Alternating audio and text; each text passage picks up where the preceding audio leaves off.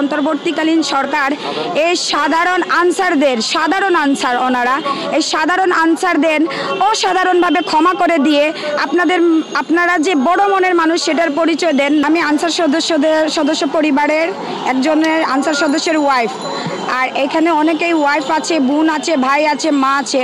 আমরা প্রত্যেকেই একটা রাষ্ট্র, সরকার, তারপর ছাত্র জনতা প্রত্যেকের কাছে আমাদের যেটা অনুরোধ নিয়ে আসছি, আমাদের একটা আবদার নিয়ে আসছি যে আমরা প্রত্যেকেই অবহেলিত। আনসাররা অনেক আগে থেকে অবহেলিত, এখনও অবহেলিত, আর এখনও আরও বেশি দুর্যোগ আমাদের মধ্যে তৈরি হয়েছে। যেটা হচ্ছে আনসাররা কারাগারে আছেন, ওনাদের গ্রেফতার করা হয়েছে, কেরানীগঞ্জ জেলখানায় প্রেরণ করা হয়েছে। এই জন্য ভুক্তভোগী আমরা পরিবাররা, আমরা এই আনসারদের বেতন দিয়ে আমাদের ফ্যামিলি চলে। ওনারা অল্প কয় টাকা বেতন পায়, এই বেতন রেশন দিয়ে আমাদের ডাল ভাত খেয়ে বেঁচে থাকতে হচ্ছে। এখন ওনারা যেহেতু জেলখানায় আছেন, ওনাদের মুক্তির দাবি করতেছি, আমরা সাধারণ ক্ষমা চাইতেছি প্রত্যেকের, না হলে আমরা পরিবাররা না খেয়ে ভুক্তভোগী হয়ে মারা যাব। আচ্ছা, আপনারা কার কাছে সাধারণ দাবি যাচ্ছেন, বা আপনারা আসলে ছাত্রদের কাছে বা অন্তর্বর্তী সরকারের কারো কাছে গিয়েছেন কিনা? আমরা অনেকের কাছে আমরা গিয়েছি। আমরা কে কোথায় যাব, আসলে আমরা এগুলার সম্পর্কে আমরা প্রত্যেকেই গ্রামের মানুষ, অসহায় মানুষ। আমরা ঢাকা শহর প্রথম আসছি, আমরা এত কিছু জানি না, বুঝি না। আমরা প্রত্যেকের কাছে যাচ্ছি যে কোথায় গেলে আমরা একটু সহযোগিতা পেতে পারি।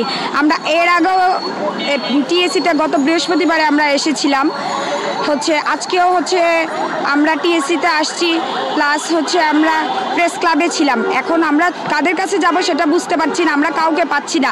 আমরা ছাত্র সমন্বয়ক হাসানাত আবদুল্লাহ ভাইয়া প্লাস সার্জিস ভাইয়া, ওনাদের আমরা এর আগেও কয়েকবার খোঁজ করে গেছি টিএসসিতে, ওনাদের আমরা টিএসসিতে পাই নাই। ওনাদের সহযোগিতা আমাদের খুব দরকার।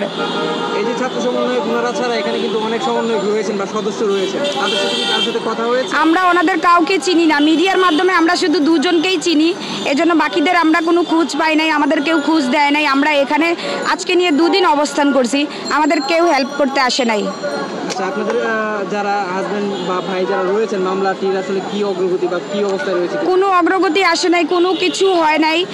আমরা প্রত্যেকেই যে যার অবস্থান থেকে আমরা উকিল ধরেছি, অ্যাডভোকেটরা জামিন চাচ্ছে, কিন্তু অ্যাডভোকেটরা বলতেছেন যে জামিন বিজ্ঞ জজ সেটা জামিন মঞ্জুর করতেছেন না। একের পর এক, সপ্তাহের পর সপ্তাহ, আজকে 22টা দিন হয়েছে সেই কারাগারে আনসার সদস্যরা কান্না করতেছে অজরে।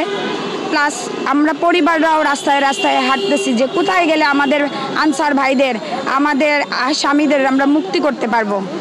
এই মুহূর্তে আসলে তাহলে অন্তর্বর্তীকালীন সরকারের কাছে কি চাচ্ছেন? অন্তর্বর্তীকালীন সরকারের কাছে আমাদের অনুরোধ থাকবে যে অন্তর্বর্তীকালীন সরকার এই সাধারণ আনসার ওনারা এই সাধারণ আনসারদের অসাধারণভাবে ক্ষমা করে দিয়ে আপনারা যে বড় মনের মানুষ সেটার পরিচয় দেন। নয়তো এই আনসারদের কারণে একটা পরিবারে 3 থেকে কম হলেও 5 থেকে 6 জন সদস্য থাকে, নিম্নে 2-3 জন সদস্য আছে।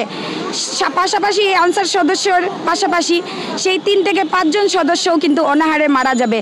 যখন দেখা যাবে মানুষ কোনো দিকে কুল কিনারা পাচ্ছে না, কোনো সাইড পাচ্ছে না, তখন একজন ভুল ডিসিশন নিবে, সেটার দায়ভার কে নিবে?